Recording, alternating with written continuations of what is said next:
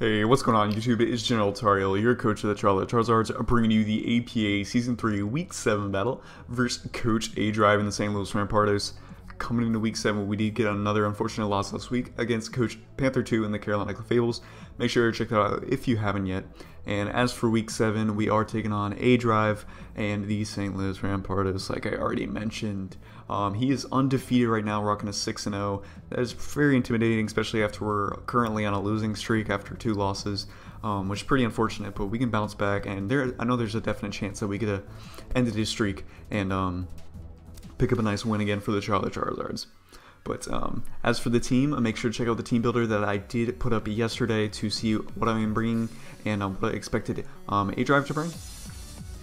Just a short sum up of the team. I do have a Choice Scarf Landorus, a Nasty Pass Togekiss with the Berry, D-Dance Mega Charizard X, Stealth Rock Shuckaberry Cobalion, Life Orb Greninja, and Assault Vest Electros.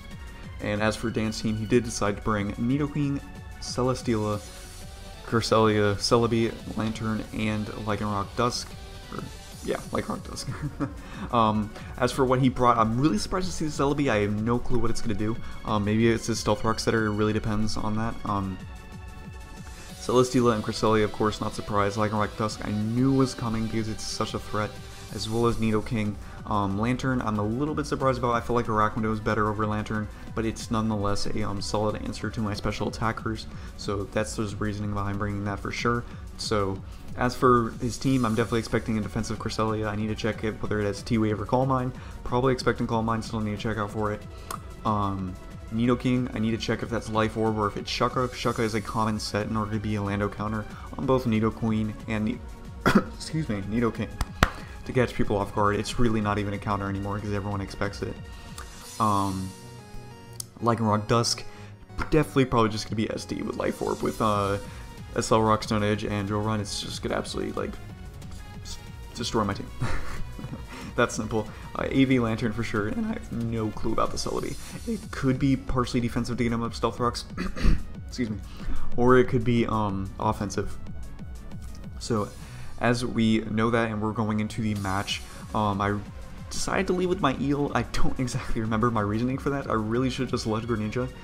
Amazing matchup versus possible leads, and Celebi and Nidoking, I could easily just U-turned out versus both of them, expecting the Lantern to come in. There's a chance he could have been Scarf Celebi though, so that might have been risky, but still Greninja was probably better switching, but I decided to leave Eel. As we give off the battle versus aDrive, as you see his man in the yellow shorts right there, nice banana shorts. Always wearing his black v-neck, you know how it is. We do lead off with Unagi the Electrox. For all you that's new, I do put a lot of Avatar Last Airbender references in my Pokemon names. And he does lead with his Reptar, the Nidoking, nice shiny right there.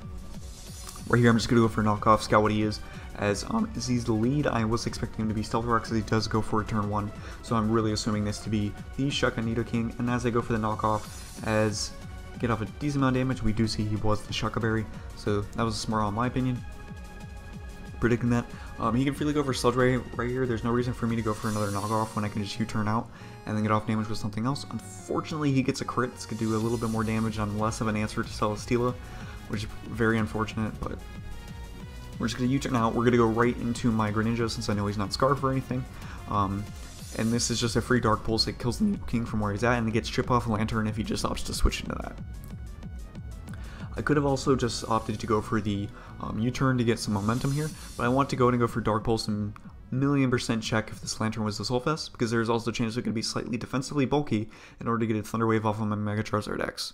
So after we do get off that Dark Pulse damage, I do see his a Soul Fest Lantern, which is very much expected. I'm going to switch into Electros here. It doesn't really help verse out my team too much, because I need to try to get Lando in for free to defog these Stealth Rocks, which could be pretty annoying. As he just gets off a Volt Switch, which is smart of him, because there's no reason for me to go into Landorus. It's too risky. He goes into Lycanroc here, which is very smart on his part. I'm just going to go right into my Cobalion. There's no way he clicks Drill right here. There's absolutely zero reason for him. He either clicks Stone Edge or he just clicks SD since Toxapex isn't around. But he just opts to go for the Stone Edge. He will take some Life Orb, as we do know his item at this point. I am just going to, of course, click Iron Head if it's my best overall play. And because I will live any drill run that he wants to try and go for. And right here, he switches into Celebi. I'm just going to opt to switch out right here, and I'm going to go into my Electros. It doesn't do much, and I'm just going to go ahead and scout to see how much this Celebi can do versus me. As he opts to go for the Psychic, we do see that damage on the Electros showing it is an offensive Celebi. He wouldn't have really killed me otherwise. So that's good to scout out right there. And also with KyleAye, I was capable of bluffing Choice Scarf, which is a possibility. He doesn't know if I'm Shucker or Choice Scarf versus that Lycanroc. So as we go into Lando here, I'm just going to have to go for the knockoff. U-turn was probably the better play because it gets me momentum no matter what. But if he did want to switch into Celesteela or Cresselia, I wanted to go ahead and get rid of its item. So I felt like that was going to be nice. And we do see Celebi had the Mind Plate. I kind of missed that when I initially battled, so there. It was an offensive Celebi for sure. And unfortunately, now he does know we are Choice Scarf Lando, so he does opt to go into Celesteela here, and I'm assuming this is going to be a setup set, so I'm actually pretty scared.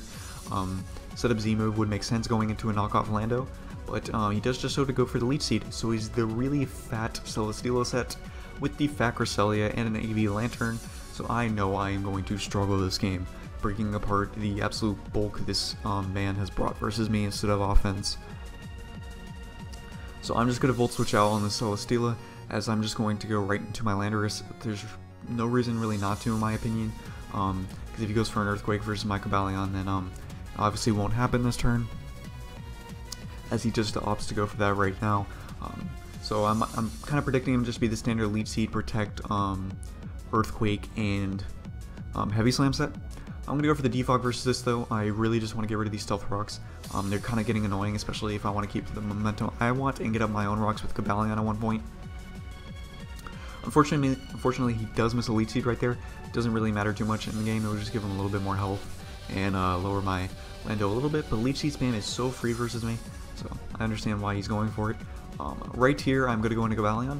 Basically, I really wanted to go hard Charizard here, but I wanted to scout if he was going to get a prediction Rock type move right here, because Dan does like to make a few predictions, but there was no reason for him not to click Leech Seed. I don't have a Grass type that can come in versus it. It is very free versus my team, so I completely understand why he opted to go for that. So right now is when I'm just going to opt to switch out right here, and I'm going to go into my Mega Charizard X. Of course, we are not Mega Evolved just yet, but we're going to get it as soon as we can. He's going to make a switch out, and he will go into Lantern. This 1,000,000% shows us that he is a Volt Absorb Lantern. There's no other reason he would go into that. Kind of predicting a Volt Switch right there, because if it came in on a close combat, it would get two-shotted. So he will go into Cresselia here on my Mega Charizard X, and I'm just freely clicking Dragon Dance. There's no reason for me not to. And Panther left his cursor on the screen. Okay, now it's gone. As we get off the Mega Evolution, there's the cursor again. We're just going to go for Flare Blitz. We're going to scout what this Cresselia is, and as we go for the Flare Blitz, we will be getting off a good chunk of damage, but we do see his Rocky Helmet Crest, and this is going to be a nuisance. He can kind of Moonlight Stall versus my team and whatnot, be kind of annoying, but he's also kind of set up hotter, so I felt like I could have stayed in right here. So since he's Rocky Helmet, I'm not really expecting Thunder Wave too much. I mean, he still could be, but he'll just have to go for a Moonlight right there. Very smart, because if I still just go for a Dragon Dance, he'd still take care of me afterwards. And since I didn't have Roost, I would be in a losing battle if I opted to stay in anyways, as he will just opt to go into Celesteela here versus my Lander. Is very smart on his part. I will just opt to go for the U-turn. If he did want to stay in right there, that's fine. I felt like he was risking his Rocky Helmet, which he definitely wanted to keep for Charizard X. So that's why I went for a U-turn there, trying to get decent momentum. I'm just going to go right back into Charizard versus this Celesteela. And right here, I'm just going to, I believe I clicked Dragon Dance again. Yeah, I clicked Dragon Dance.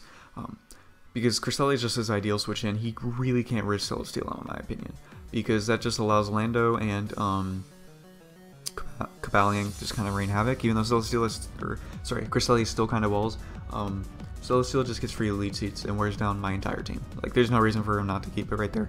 I'm going to go for a Second Dance, as he does go for a Psychic, and this is where it would have been so nice if I was the Roost set. If I was the Dragon Dance Roost, I 1,000,000% like swept right here, because I would have been able to D-Dance up versus Cresselia until I could kill it with Dragon Claw, to where I only had to take one thing of Rocky Helmet, and there was a very solid chance I still lived a a Cell Rock from Lycanroc afterwards after just one Rocky Helmet hit and one Psychic hit from Cresselia. But unfortunately that's not going to happen. I was predicting that Neokeen sack right there, but I still want to go for Problitz and still, in case I could get that damage off from Cresselia. But it's perfectly fine because we only take a little bit more recoil. It's nothing too bad because I'm still forced to switch out versus Lycanroc in the first place. As he goes for a Cell Rock, he will get more Life Orb recoil, and my Landorus does eat it very well. He does opt to go into Celesteal here, as I did just opt to go for the knockoff. I was really kind of hoping you would go for an over prediction on a U-turn and just catch something off guard with a free Stone Edge that would do a decent amount of damage versus anything on my team. You know, there's Cobalion in the back, but still. I'm just going to go into Cobalion here because I'm really not predicting an Earthquake. Once again, his play is always lead seed. He has no reason not to click it. I knew my team was going to get worn down by this way too easily if he opted to bring it. So, he gets the lead seed recovery, which is perfectly fine. I'm just going to get my Stealth Rocks up finally versus as a team, which I wish I led Greninja and then I U-turned out into whatever and gotten Cobalion up with Stealth Rocks turn 2. It would have made such a great difference this battle, but unfortunately I didn't, and I got them up very late versus Celesteela right now. Boy, I am hungry. He's just going to switch out Celesteela this turn. He will go into Lantern, which is a smart prediction, as I do opt to go for my Volt Switch this time around, which I'm still kind of surprised he opted to go for it, because I do still have my Greninja in the back. If I opted to just go for Close Combat just to weaken Celesteela, Lantern would have been 2-shot right here, even after the lead seed. So, I feel like that was kind of risky, but at the same time it benefited him. And right here, I'm just going to do what I already said. I'm just going to get off Close Combat and get off damage versus this Lantern, because I needed to get weakened. It is a pain versus my team. And he will just opt to go for Scald here and knock out my Cobalion. So right here, I'm just going to opt to go into my Mega Charizard X. And right here was kind of a play I don't agree with Dan, but I've been over predicting a lot this battle because I'm trying to get momentum in my favor. I go for a Dragon Dance as he just goes for a Scald and knocks out my Charizard. The reason I don't agree with that, because if I had Earthquake, which I did knock out his Lantern, and even then if I went for Dragon Claw or something like that, we were weakening it to where he didn't really have a good counter to Greninja anymore at that point, which kind of hurt his team. Sure, he had a Cell Rock with Lycanroc still in the back, but if I had Water Shuriken, that wasn't a counter. So that's the only reason I don't agree with that play, but he still made, I guess, a proper prediction and went for Scald.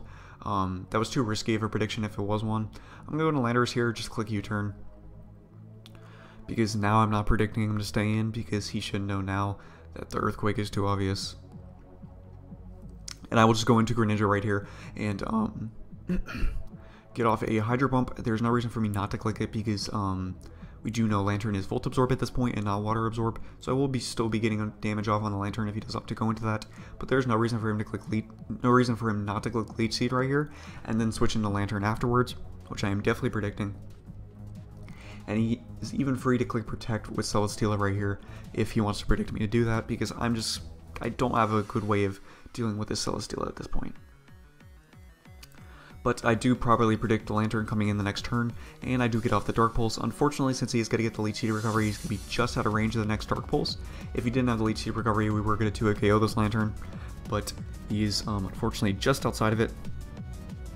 But I'm behind this game. I really just can't work around this Lantern with the Pokemon I have left, so I'm just going to click Dark Pulse and hope I can get the flinch, and unfortunately we do not, and he will just click Scald, and Greninja will go down to the Leech Seed from Celesteela, which is pretty unfortunate, but I really didn't see any other way of me kind of working around this Lantern and dealing with it properly, because Togekiss ain't going to be doing anything to an AV Lantern, especially with the set I brought. So we're just going to have to deal with it. Right here, I'm just going to go on my Landorus, and I'm just going to click Knockoff. The reasoning behind this play, just purely clicking Knockoff, is that he is forced to go into Cresselia. Now the reasoning for that is that my Togekiss can set up versus Cresselia even if he has Ice Beam. He has to be getting Calm Mind Boost in order to deal with my Togekiss properly, because he will not 2-hit KO me with Ice Beam even if he has it. So I will just go for Knockoff versus this Cresselia, trying to get him to knock me out just with the Ice Beam, as he will just opt to go for the Calm Mind versus me. I'm like, okay, he brought Calm Mind Cresselia, I need to go with my Togekiss, and I need to just set up my Nasty Plot. If he did just opt to go for the Ice Beam right here, it would have benefited me so much more this game. Now, I will go into Togekiss here as he will just opt to go for a second Calm Mind, which was clever on his part because Ice Beam will be able to 2-hit KO my Togekiss now at this point. Still, I felt like going for a Moonlight would have been a little bit more beneficial to him because he would have been in a nice, more comfortable bulk in order to take on the rest of my team. But I will go for the Nasty Plot right here versus Cresselia, as he does show he does have the Ice Beam, and he will be getting off around a little bit over 50% versus my, actually no, just at 50% versus my Togekiss. So I will just go for the Air Slash. No reason for me not to click it. I do need to get 2 flinches in order to knock this boy down. We get 1 flinch versus the Cresselia. As we go for the second Air Slash, we do not get the second flinch as he gets up to Moonlight. Now this just allows his Cresselia to get a little bit more healthy, but at the same time he does risk more flinches right here. So I felt like maybe get off the second Ice Beam would have helped him a little bit more, because Lycanroc really could have just cleaned up at that point. But we do get the flinch versus the Cresselia, and we go for the next Air Slash, and we do pick up the second flinch versus it, to where as long as we land the next one, we will knock out the Cresselia. He can't really afford to switch into this thing. I'm going to go for Flamethrower. In case he does, it is a for sure knockout still either way, so there's no reason for it. He will just opt to go into Lycanroc here, and this is where it would have been so helpful if I didn't switch from Charity-Berry to Babiri in my team build. Basically, I wasn't max HP Togekiss. If I was, it would have been a roll, so he still 1,000,000% killed me. So basically this game just came down to him clicking Stone Edge. Either way, this was a misplay, me going to Landorus. There was no reason for me to do this, because there was a chance I could have been able to just sweep a knockoff late game if I just went into Landorus afterwards. But he just goes for the Stone Edge and he gets off the damage. I'm going to go into Togekiss now, and since he's at -1, I'm really bluffing Charty. But either way, this game would still end up coming down to a Stone Edge miss. So right here, I'm just going to go for Air Slash, as since I don't have the Aura Sphere. It would have been nice if I did have it, but unfortunately I do not. But Air Slash and the Flamethrower easily pick off this Celesteela, so it was perfectly fine. Couldn't risk going for a Nasty Plot, of course. At this point, after I did make that switch into Landorus versus the Lycanroc, it basically made it to where I had to pick up an Air Slash flinch, so that was the misplay, because either way, the game was coming down to a Stone Edge miss, so I should have stayed open with Togekiss at that point versus the Stone Edge. But he will just go into Lycanroc here, as it is last Mon versus last Mon. Next move will decide the match, as he goes for Stone Edge, taking out my Togekiss. Now, it was smart on his part just going for Stone Edge, because it doesn't, because he was probably predicting me to be the Charty-Berry, which if I was and he just opted to go for a Cell Rock, I would have picked up the win at that point, so that was very smart on aDrive to just click Stone Edge and whatnot. I am actually pretty happy he just landed the Stone Edge, because that would have felt so bad if I ended his winning streak based off of that. I'm not, like, I want to say I'm also sorry for the Togekiss flinches, but I mean, he should understand his Togekiss. Everyone needs to understand that, like, when it's Togekiss and Jirachi, that's not hacks, it's like legitimately part of the game, just because they're busted ability and stuff. But Lycanroc was able to clean up versus my team. Togekiss was not able to clutch it, unfortunately, so even if we were Charty, it didn't make a difference right there. You still would have knocked us out with Stone Edge, and if you would have missed it, y'all would have eaten me alive. So that was a very nice win on aDrive's part. He definitely continues the win streak for him, and we are unfortunately at 4-3. I am not happy with this record. I have not lost 3 times in a row in a very long time, probably since the first time I did Draft League format. It is a very sad record for me right now, and I'm hoping I can win out for the rest of the season, because I am not happy with this. I really don't want it to reflect my my team as a whole, because this is a very solid team nonetheless, and I don't want it to represent the Charizards, because I do tend to do much better with teams, but it's just been kind of unfortunate. But losing to Panther and aDrive, I am not sad about that.